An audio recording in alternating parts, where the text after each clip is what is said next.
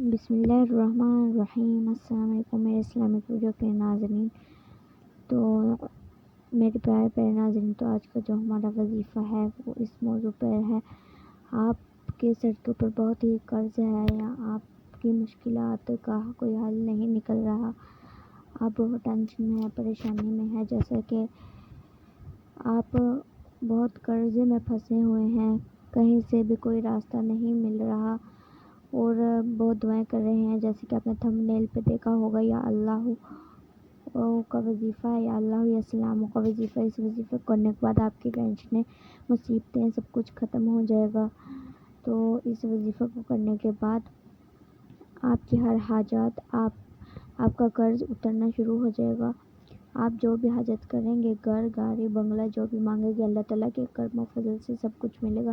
تو اس ویڈیو کو ہم سٹارٹ کرتے ہیں۔ تو بسم اللہ الرحمن الرحیم۔ سب سے پہلے آپ نے کسی بھی نماز کے ساتھ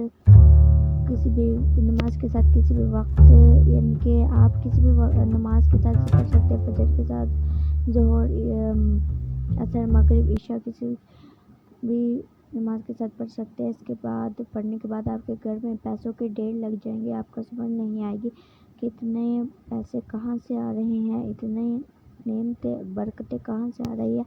تو آپ نے کسی بھی نماز کے ساتھ یا اللہ یا باسطو 333 مرتبہ پڑھ لینا ہے۔